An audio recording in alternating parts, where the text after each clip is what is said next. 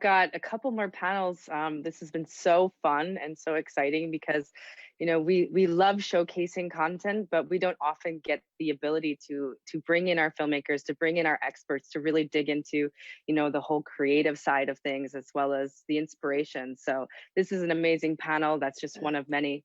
Tomorrow we have protecting pangolins and preventing pandemics.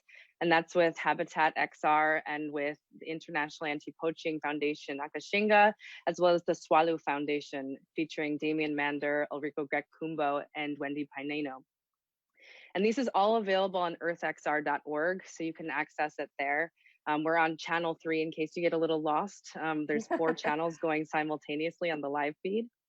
On the 26th, we have virtual diving with Google Earth's filmmakers Underwater Earth, Christophe Bailash and Sophie Ansel. And our final panel is XR Storytelling Across the Border, which is going to be a Spanish language panel, Historias Transcendiendo las Fronteras, with Marta Ordeg from Garage Stories, Adrian Lopez from Guanajuato International Film Festival, Ivan Sawyer Garcia, and Hector Valdez Padilla, who are from the Voices and Colors of the Earth. So it's really exciting.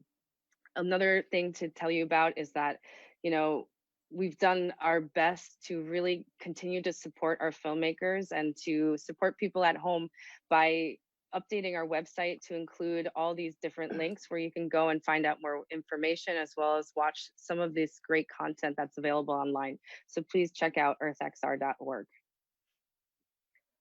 Thank you so much, Kristen. So we have a really amazing lineup today, and we're really honored to have our panelists here today, really heroes for the waters and for the humans. We always say like we are all earthlings at EarthX, and so we have people here who are documenting crimes out on the high seas that are harming the environment and also are very much human rights issues. And we want to talk about that intersection of human rights and environmental abuses. So I'm going to let you guys introduce yourself, and Ian, I'll let you kick it off.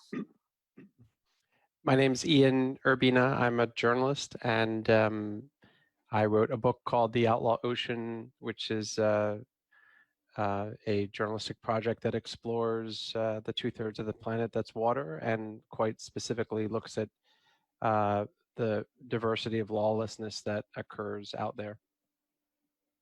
And Lucas? My name is Lucas Gath, and I am the director of Ghost Fleet VR and the director of photography of Ghost Fleet, the feature film, for which the directors were Shannon Service and Jeffrey Waldron, with Vulcan and Katovia. The 2 projects look at slavery in fishing boats in Southeast Asia, and they go hand in hand, one being a short form project in VR, Immersing Yourself, and the other one, the longer project currently on Apple TV. Thank you. And Noel? Hello, everyone. I'm Noel Mendoza. I'm the Human Trafficking Outreach Director at Mosaic Family Services, and we provide direct outreach and other outreach activities to potential victims, at-risk populations, and vulnerable communities throughout the North Texas area. And we are so grateful for all of you guys to be here. And, just to tie this all in, like Lucas, I think you were the first, of people here that we kind of highlighted at our festival. And we did that in partnership with Mosaic and North Texas Coalition Against Human Trafficking. And so we showed Ghost Fleet VR at the festival last year, and also had the film.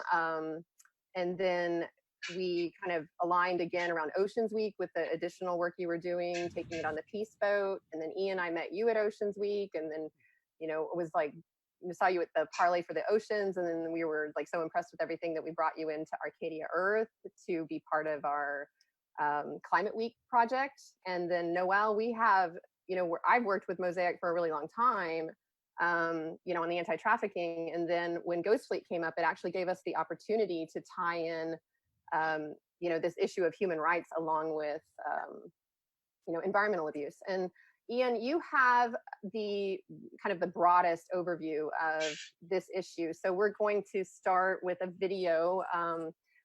So Josh, it's going to be the Outlaw Ocean book promo, the Ian Urbina Outlaw Ocean book promo. And that will kind of...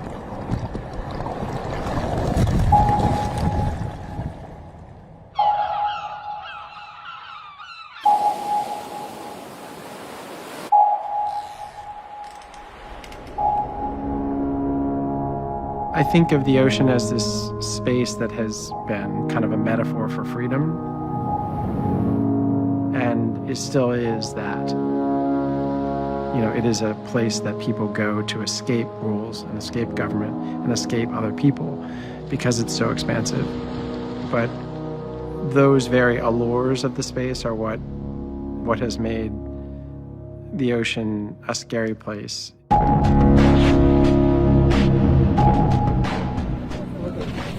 Don't take photos. Don't take photos. I keep the camera down.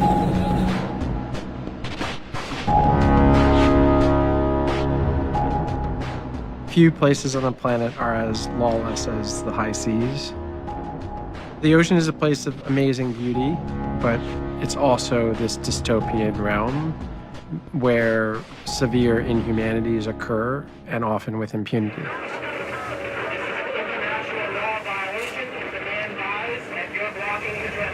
Over. What you realize when you're in that void or in that expanse is that most of that space is ungoverned and ungovernable.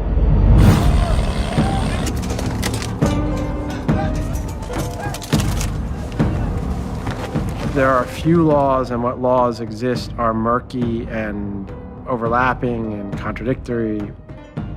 Laws are only as good as their enforcement, and the enforcement mechanisms for any of the laws are anemic at best. You have human trafficking, sea slavery, abuse of stowaways, weapons trafficking. When the UN looked at it in 2009 and they interviewed Cambodian deckhands, over 50% of them had witnessed murder.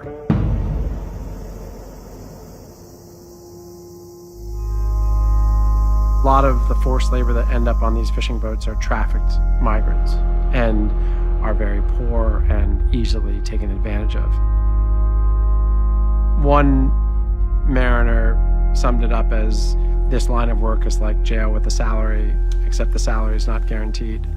We in the West would like to think that things are progressively getting better, and in many ways they are, but in this space, things are arguably getting worse. Over 99% of crimes that occur out there go unreported. And there's not a huge point in reporting them because it's never clear who would actually do anything with that information.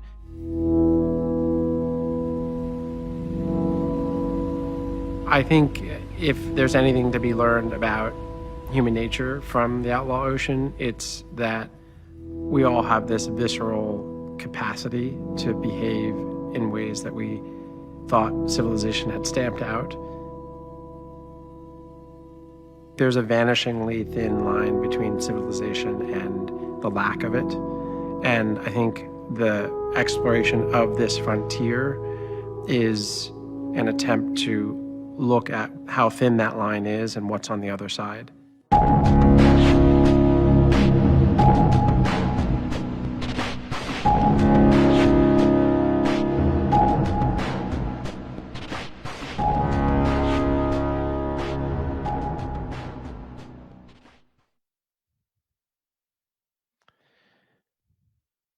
So, Ian, that content has been showing on the other channels, and we keep getting people discussing like how incredibly powerful the storytelling is and how much they're blown away by the storytelling and the content. Can you discuss a little more of everything that you explored and saw? Sure. Yeah, so the Outlaw Ocean origin story is one that starts with the New York Times, where I was on staff for 17 years, and its goal was, as a sort of standard investigative journalistic series that set out to accomplish a couple things. One was to take readers out to this space that they rarely think about, and yet is fundamentally important to our survival. 50% of the oxygen we breathe comes from the oceans, and 90% of the products we consume travels by way of ocean. There are 56 million people who work out there, but it's rare that you hear stories about what happens out there. So we thought it would be a service to go out and chronicle the people and the place. And then I worked on a ship for a while, and I had a sense that this frontier, if you will, is different than that on land, and it's different in many ways, one of which is it's beyond the reach of the law, and a lot of things extra legal things happen out there, many of them bad, but not all. And so one goal was to journalistically to chronicle and sort of expand the spectrum of understanding about what happens out there. So where most people think of maritime crime, they think of the BP spill or Somali piracy.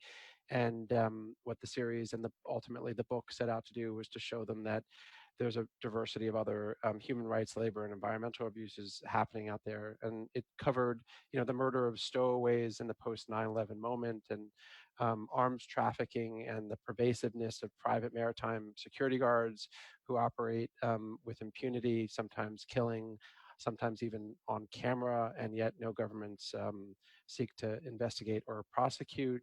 It looked at the extent, the environmental problem, not just of oil spills, but of intentional dumping of oil, to the tune of more oil is intentionally dumped at sea by ships than the Exxon Valdez and BP spills combined every 3 years. It looked at illegal whaling, professional repo men who steal ships on behalf of private firms and banks, and a range of other things, including the sort of deep-seated problem of forced and trafficked labor, sometimes called sea slavery. So that was one strand of the things it looked at, and to some degree is a perfect segue for what Lucas has done with Ghost Fleet. Yeah, so thank you so much for that. And it's just kind of like wild how much this covers in your book. And so we are also going to, in the chat, send people to theoutlawocean.com and encourage people to support this reporting, because without this reporting, we can't kind of get the on the ground, help, or out in the high seas help. So Lucas, to that point, you were at our festival and we're in a Q&A, and there was a conversation about, how you had been kind of over dangerous reporting and dangerous documentary work because you had a gun held to your head more than one time, and you were kind of done with that. But that Shannon Service, the director on the feature, you were the cinematographer and then co-director on the VR, had convinced you that you would be okay. And then I asked you afterwards, like, what is that about? And you said that, these people on this trafficking boats did not think they were doing something wrong. And that disconnect that a lot of people have about how the traffickers don't see themselves as perpetrators, the victims often don't see themselves as victims, and the police and government are often not seeing these environmental abuses or the abuses of humans that way. Can you discuss what you saw, and then also kind of why you wanted to do this in VR? Yeah, absolutely. Thank you. Before this, I was held at gunpoint 5 different times, actually, in many different countries. And when I met Shannon, I think Shannon, like Ian, they come from a journalistic background. Shannon is a person who's very careful and very thorough. She understands what she is going into, and we had this conversation. She explained to me what we were doing, why it was important, and to be honest, for me, when she first started telling me about everything that was happening out there about slavery, it was shocking, right? Because I consider myself to be pretty well informed, and I didn't know about it, and that was shocking already. So I realized that this was in plain sight, and I think the biggest issue is that we think about slavery and we think about shackles and chains and this and that, and it doesn't. Modern slavery wasn't like this, and that's part of what you're mentioning. It's sometimes many of the men who were enslaved in boats didn't consider it was in slavery because he was sort of like this slow middle gray area that they would consider that it just looked like they were simply being taken from one step to the next. So a lot of times we were there, and they were showing us what was going on, things that were breaking, from human rights to things that were for us would be considered common sense at this point, honestly. And they didn't think that they were showing us anything wrong. They just were wondering why we would want to shoot that. But that never really occurred to them that what was being done to them was so bad. After a couple of years, after not being paid, after not being able to leave a boat, because some of these boats would be, out in the oceans for years at a time with a mothership that would come and just take the fish and leave supplies. So, it was sort of like this gray area of, well, you could leave if you wanted to. I'm just not planning on going back with this ship, right? And I think the reason why I decided to do a VR short piece with Shannon was when she approached me about it, I felt like the documentary was amazing, but while being out there, it's hard to grasp the vastness of of and the desperation that this can create, because we think about jails and we think about bars and we think we have this very clear concept, but we never think of a jail just being water around you. There's nowhere you can go. You're in a boat. And I felt like when I pointed the camera in one direction, I wasn't really being able to show what it truly means, that desperation of being surrounded by. It's not in one direction, and there's nothing to see in any direction, to the point where many of these men have committed suicide. Many of them who don't know how to swim, who will jump in the water. Many of them will find different ways.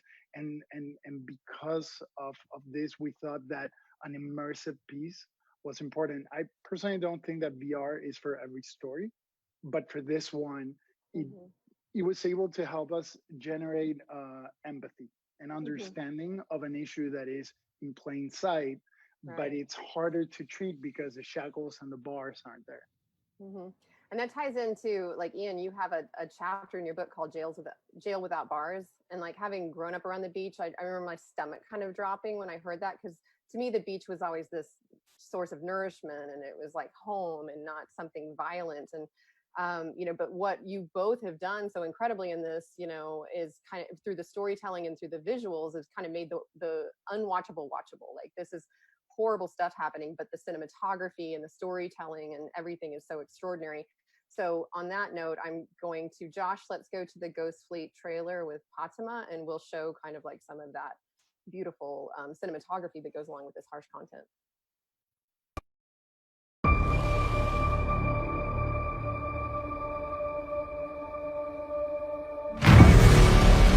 เราถูกบังคับให้ทำงานเกือบแทบจะไม่ได้เห็นแผ่นดินเลยถูกตีหางกระเบียนตีถูกบริษัทตามล่าทั้งวันทั้งคืนวันนั้นมีผู้หญิงมาแกก็ถามผมอีกว่าแล้วอยากกลับบ้านไหมကျွန်တော်ပฏิမာဘလူးမြင်နေဆိုရင်တော့လူတွေသက်သာရှိပါတော့ก็คือฉันจะอยู่คือเรื่องมันเกิด30-40 ปีแล้วเนาะคนตายเยอะ5 ปีได้น้ำเชียงจ้ะ12 ปีเลยครับแล้วปุ้ยไม่รู้ไหมว่ามาไปอินโดทำอะไรช่วยคนโอเคแล้วเดี๋ยวกลับมา How many hours to Gaiman? This really depends of the wind and current.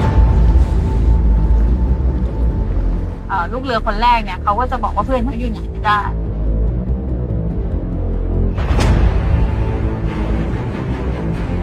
ใช่มันเหรอใช่ปะไต้พลตัวกู้ย่าแดนลิง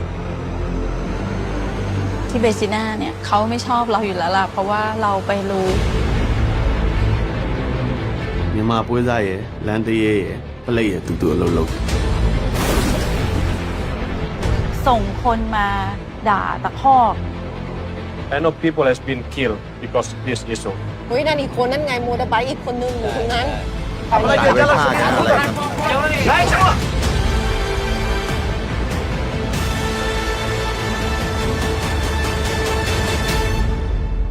kau tahu semua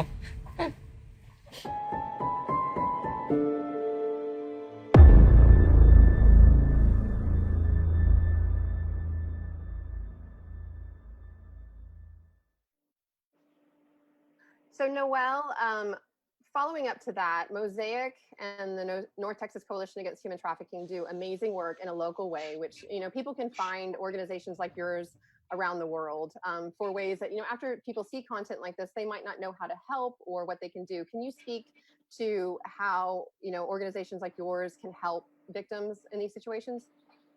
Yes, thank you. A very important question. And first of all, let me thank you for having us on here. These kind of events are definitely necessary. Projects like Ghost Fleet, Outlaw Ocean are needed because it shines a light to a crime that thrives in darkness and shadows in the middle of the oceans and factories and agricultural fields where folks are isolated from one another. So bringing eyes and ears to these issues is extremely important. This topic is a very dark issue to talk about, but it's hopeful that we're having these conversations, right? And there are local organizations, agencies such as Mosaic Family Services, which are providing help to survivors, as you mentioned. Mosaic, as an agency, we are a nonprofit in North Texas, and we provide comprehensive services for victims of both labor trafficking and sex trafficking, males and females, adults and children. And all of the services are designed to be comprehensive in its scope and victim-centered and trauma-informed in its approach, right? So we provide shelter services, we provide legal services, which include both immigration law and family law. We have a counseling program, which is able to reach out to these survivors and begin that healing process. We have a transitional housing program, economic empowerment program. And as you notice, in order for us to truly respond to this issue in a comprehensive way, you have to have many institutions and systems into place partnering with one another. That's why we also partner and coordinate with the North Texas Coalition Against Human Trafficking, which is a local coalition that is comprised of over 35 agencies.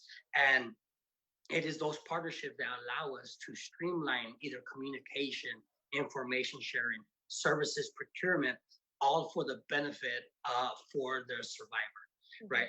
I think as we're noticing here, one of the major issues when it comes to human trafficking is as we're getting more awareness, we're learning a lot about sex trafficking, and that is very important. Mosaic believes that sex trafficking is a very dark issue, and we're very happy that a lot of focus is on sex trafficking. But we also realize that labor trafficking is a very prevalent issue in Texas, in US, right? So bringing it more locally here in Texas, there's a study done that mentioned there are about 313,000 victims of trafficking in Texas today. This is a projected number, of which over 70% of those are labor trafficking victims. So while we maintain this focus on sex trafficking, it is also important to bring in, again, bring those eyes and ears to the issue of labor trafficking, so we're able to tackle that as well. Thank you so much. And, you know, you kind of talked about this when we brought you in, that we were like, I think one of the first environmental organizations that you had worked with, you know, on this issue. And that's what's really important, is we're very much learning that we can, you know, get the environmental organizations and the human rights organizations working together and can be more powerful, because a lot of times if we can help the survivors and lift the survivors up, there's so much survivor-led work that then can go back and also help, you know, the oceans.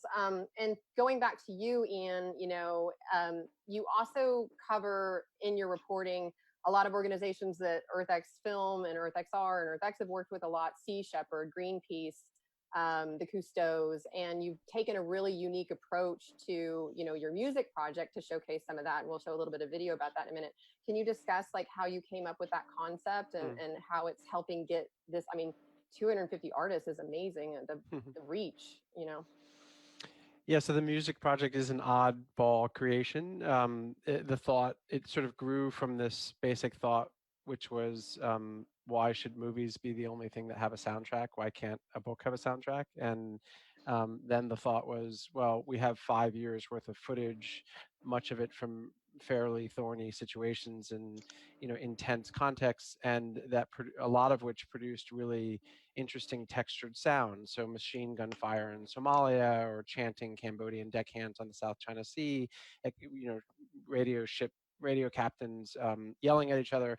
And so we thought, what if we were to build an archive of these sounds, you know, stripped from the video footage, And then we were to reach out to artists around the world of various genres, hip hop, classical, ambient, electronic, and invite them to make an album that's inspired by and sort of translating the stories and characters and scenes and topics in the book, and that also uses the raw material to the extent that they wanted, of the sound archives, and sort of just give them license to be creators, which is what they are, and try to help propagate the message and the reporting that way.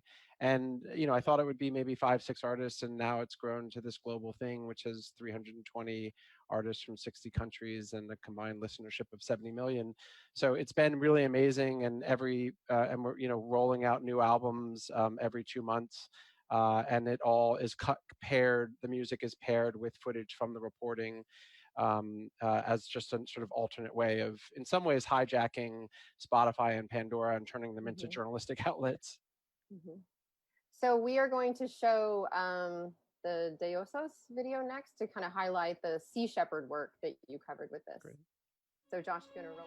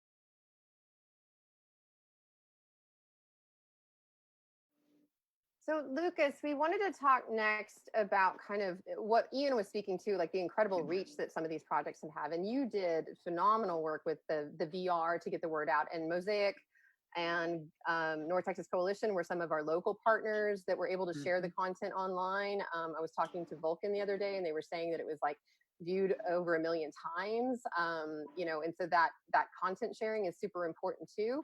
Can you speak also to, being at our festival and what also happened through your festival run and the work you did on the Peace Boat and everything? Yeah, absolutely. I mean, so I come from a filmmaker's background, and so most of the festivals that I used to, or most of the festivals that I've always done, have been very much focused on film itself, what was very unique about EarthX was that so much overlap from activists to filmmakers to students. I remember showing our piece to a lot of students. I think they were middle school, elementary school, and high school students that kept coming through, and so there was a very, very unique feeling, and there was it created a very unique space for us to be able to show this. It didn't feel like we were by filmmakers for filmmakers, but it was really something, and it wasn't also only for activists. It really felt like a space where a lot of it interacted, which is essentially what we need. I think a lot of times we come back to spaces to give information to people that already know it. Whereas here, it really, really became a joint effort. And I think that that got amplified. That was a little bit of what we wanted to do. And I think we accomplished it with those million views with the VR piece, because our strategy was to give it to any platform that was willing to believe and invest a level and extent of marketing dollars in it. It wasn't so much looking for profit as it was looking for exposure of the subject of the topic. And to that extent, we, from everyone from EarthX and in the festival and afterwards, and then to New York, to the UN Peace Boat, where we presented it. And even afterwards, I mean, I think a beautiful thing about these projects, this XR interactive projects, the same thing that Ian has done with music and a book and this, which is filmmaking into VR, is really just being able to find the best ways to communicate and to tell the subjects that are important to us without necessarily being sort of like locked into the one thing that we know, and be able to evolve and create. And as much as I love VR, I felt like it was good to tell this story, and the next story could be AR. It could be 35 millimeter film. Mm-hmm. And to that point, we really look in our immersive area to get beyond VR. It's virtual reality, it's augmented reality. We've had mixed reality, we've had projections. We were going to have a treadmill this year that would track every step you take, and the money would go to endangered species for like manatees and ocelots.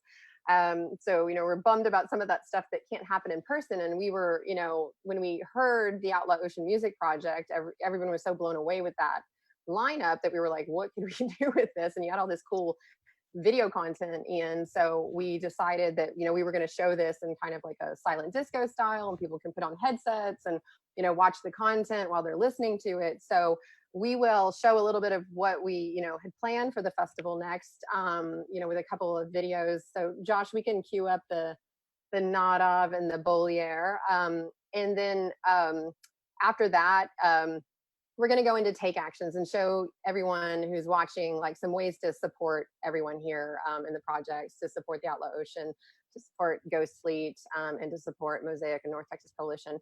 And so after that, if anybody has any questions, if we have time, we'll get to some Q&A after that. So you can put your questions into the chat. So Josh, if you can start with Nadav.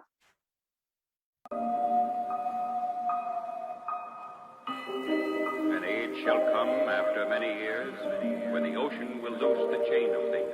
A watery domain in which all things are blurred and ships seem no more than phantoms.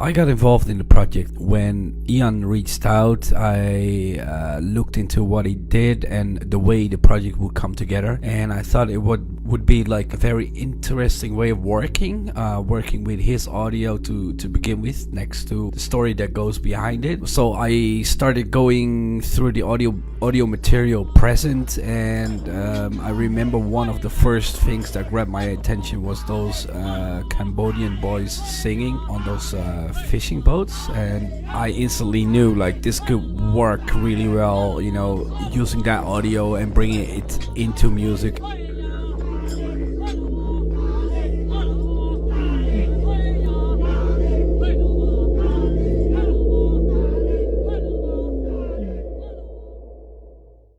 Overall, I think my approach and objective when making Lemuria was to showcase different aspects of the ocean. For example, tempestuous represented the anguish and pain and plight of working on the sea, much like the situations referenced in Outlaw Ocean, whereas Lemuria was representing the relaxing coastal, like, tropical element of the sea, where you would just go with your family to relax and have fun. Regarding impact, I think I leave that to the audience, as art is up for interpretation. But my personal thoughts on that is that I just wanted them to enjoy the songs and understand the concept that I was going for.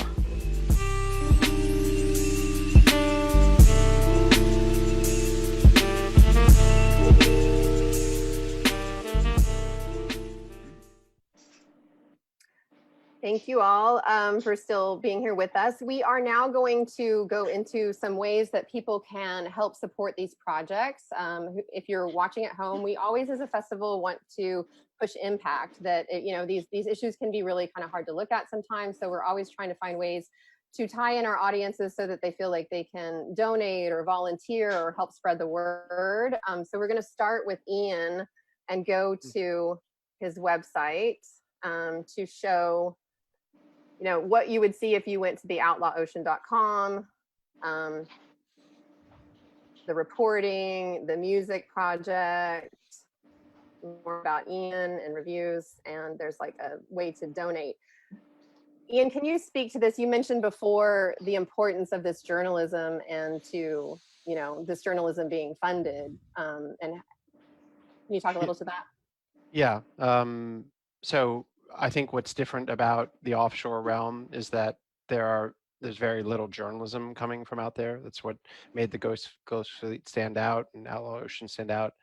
And yet there are a lot of people out there and a lot of pretty severe crimes happening. So I do think journalism has a distinctly important role to play, but it's also unusually expensive and difficult to do that kind of reporting. So, the Outlaw Ocean is a nonprofit, and all the money that gets donated is funneled back into producing more stories for a variety of venues. And then the other way, at least to support this journalism, is just to listen to the music, because any revenue derived from the music is also funneled into new reporting.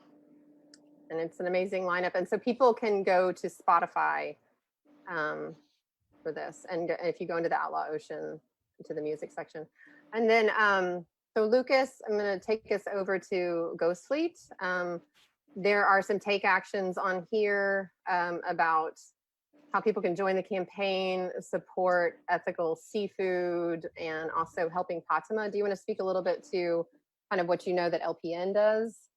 Yeah, I mean, so LPN is the organization who's, they're very grassroots organization. They get on a boat, they go around and they pick up men who were enslaved and they were able to jump off, but a lot of them are stranded in one of the islands. For them, there's no way to really get back, even if they do get off the boat. So Fatima, I think at this point, has over 5,000 men who she has been able to bring back home. But again, like Ian said, it is an expensive endeavor, and any support that can be done would be really great. It all goes directly to them, to Fatima and to LPN in Thailand. And then also there's a couple, I think a lot of us want to know how we can not be part of this issue, and there is some direct tips directly on the website for that. Yeah, there's some great information here, and Vulcan also mentioned that they've been engaging a lot of chefs on this. The chefs have been asking how they can get, you know, abuse of the ocean and abuse of humans out of their food supply. They've got recommendations from Surfrider for ocean-friendly restaurants, these Greenpeace supermarket ratings. So, just to help you at home not feel like hopeless for how to help here. And then for Mosaic Family Services, Noelle, here are the ways, people have a variety of ways they can, fill a grocery cart. They can provide play therapy for kids who've been traumatized. You have legal services, and you can sponsor survivors. You have an amazing shelter. It's just a really incredible space that treats survivors with a lot of dignity. Do you want to talk a little bit more to that? Yes, I think when it comes to trying to join this fight, as mentioned, this is an issue that impacts societies, communities at large. So having the community as part of the answer is necessary. So we encourage you to look at the Mosaic website and other partner agencies and explore what role you can play in the fight, right?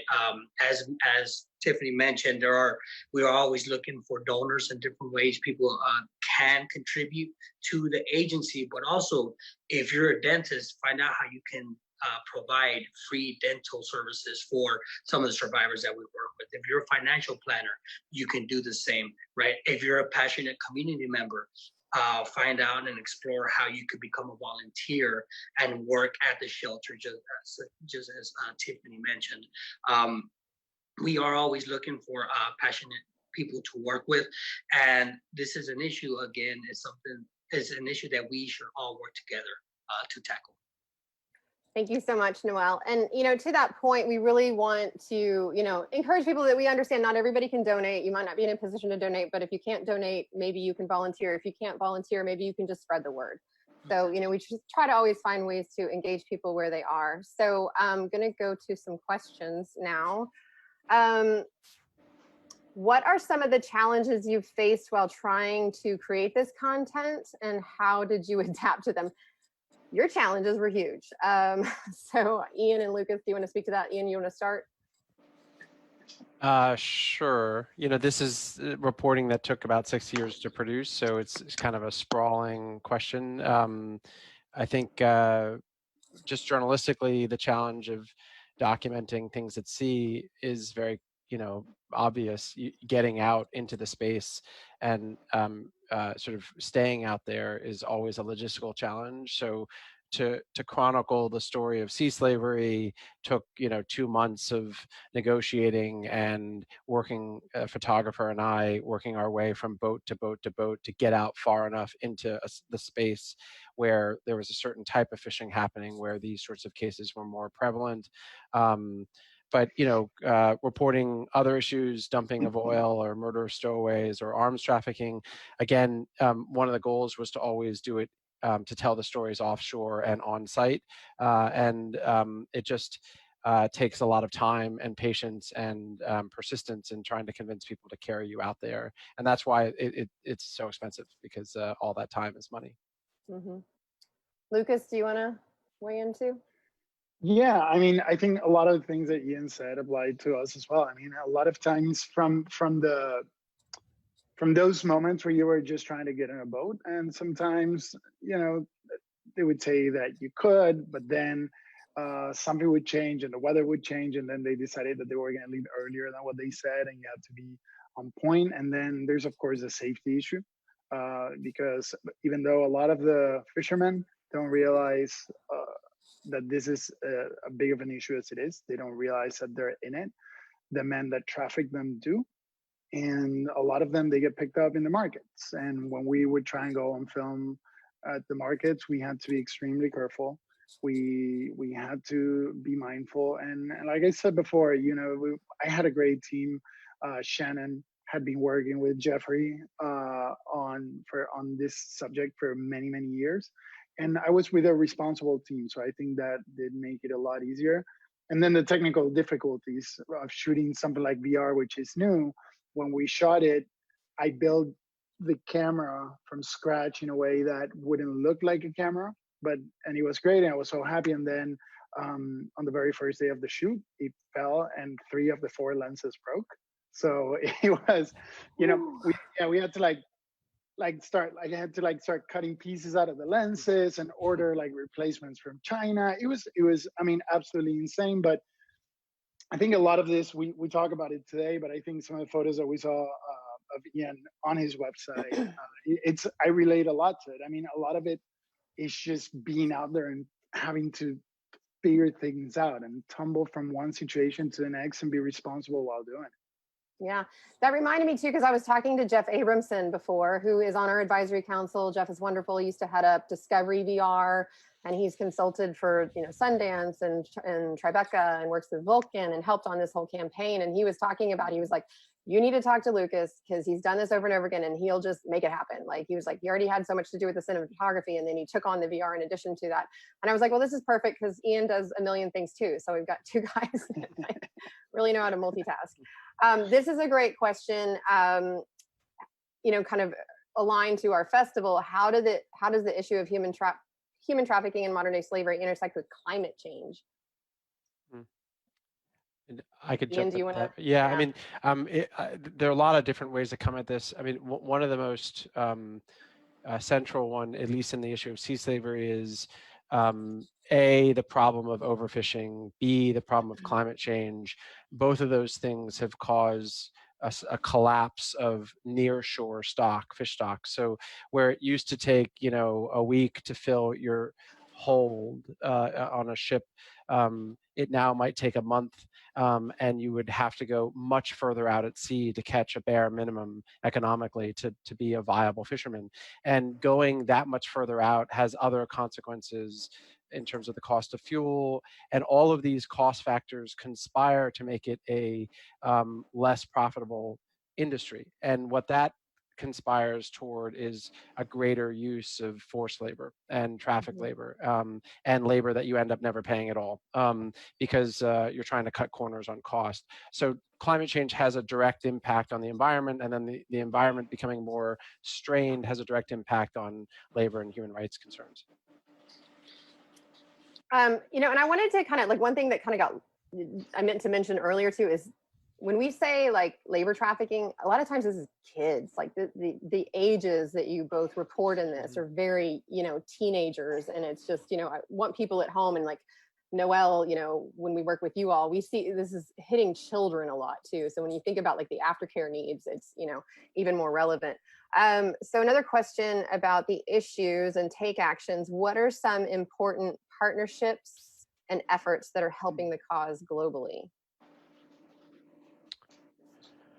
Ian, do you want to? Sure. I mean, yeah, no, I mean, on the issue of sea slavery, if you think of the universe of stakeholders who can have an impact, you can think of governments who will probably legislate the problem toward the problem and toward a solution.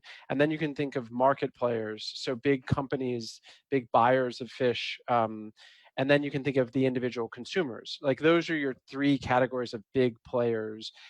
There obviously is media and NGOs and other sort of players, but there's a lot going on around the issue of the supply chain. And that's a wonky term for knowing where your stuff comes from and whether it's sullied by environmental or human rights crimes.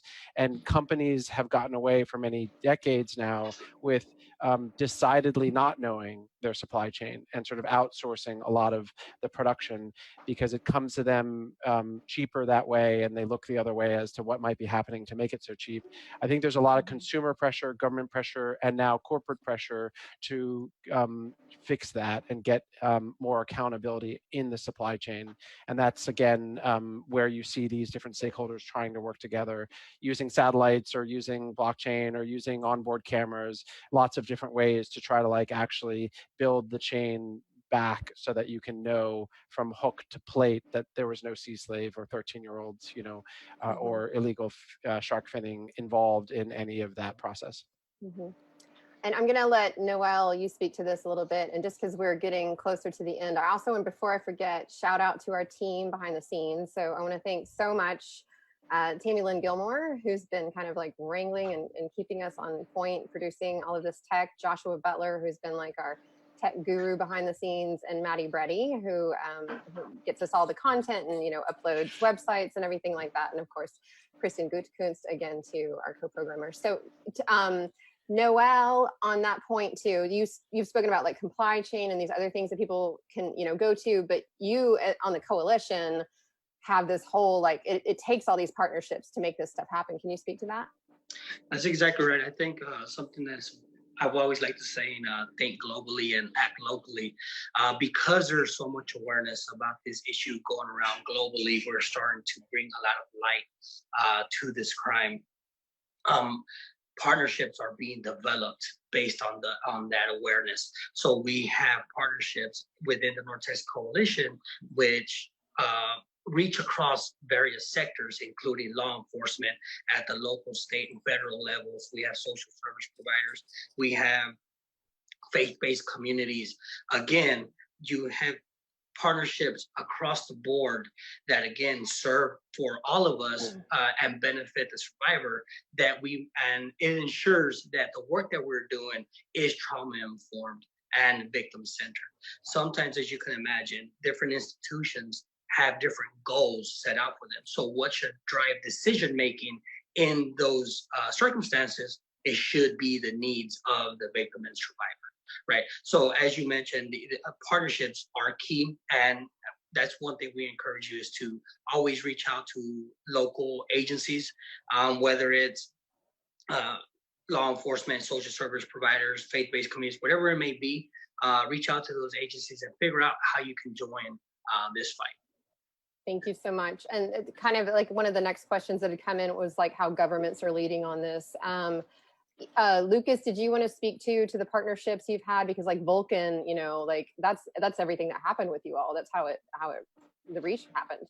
I mean, yeah, absolutely. And Vulcan has been one of a great collaborator with us because they were able to really help project this type of projects. They're really they have a mentality that they know how to really push them.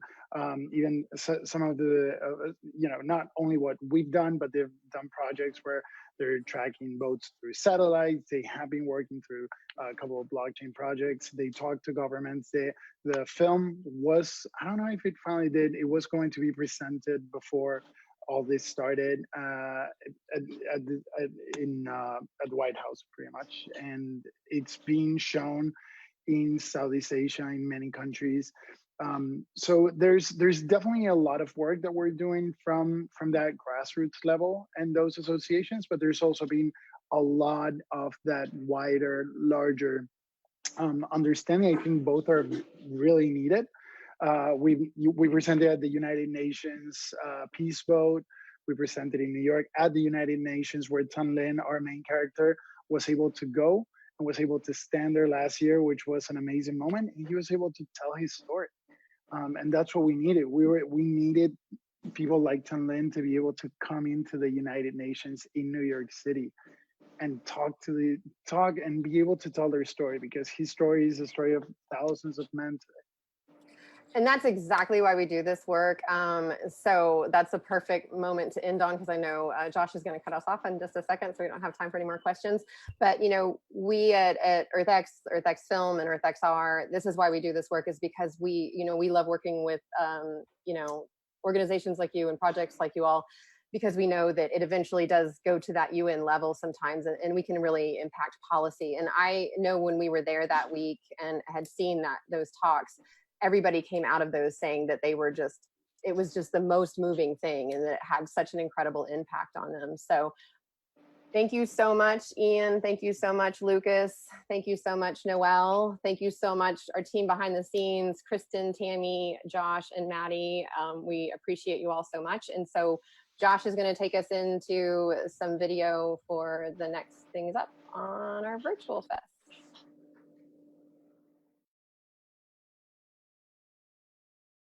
The Baiji dolphin was extremely vulnerable. There was hundreds of them left.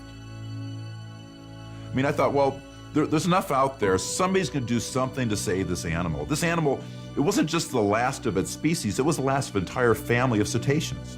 So I thought, humans, somebody somewhere has got to go out and save these animals. They have to, because they're dying off. They're all gone now. They went extinct. In my lifetime, they went extinct.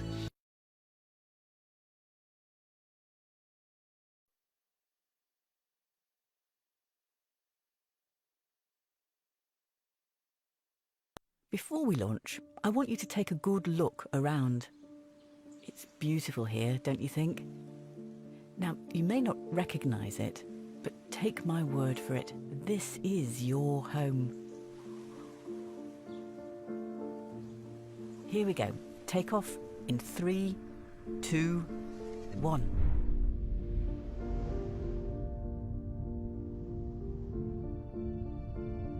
Are you still with me? We're now 300 meters above sea level and climbing. Have a look around. It might not look like the place you consider home, but give it another minute.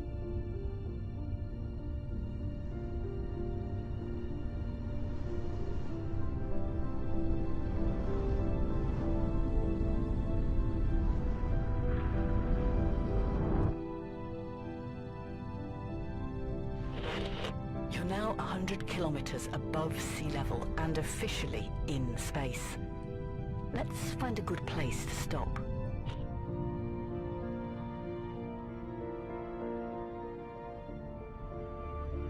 Take a deep breath and look at where you've come from.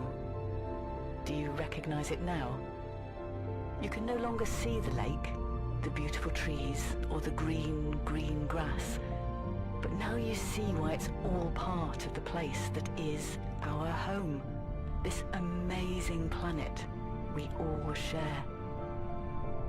Looking at the Earth from space made me realize the interconnectedness between everything and everyone on that tiny, fragile and precious blue dot. I realized that despite our differences, we are all in the same boat, or spaceship. I felt a sense of responsibility towards our home, to the life and lives it supports. This feeling has stayed with me ever since. Among astronauts, like me, we call this feeling the overview effect. Just take a moment to let it all sink in before you start your journey back home. Look at the northern lights and the galaxy behind. And do you see that thin blue line surrounding our incredible planet? That's the atmosphere, and it has sustained all life on Earth for millions of years.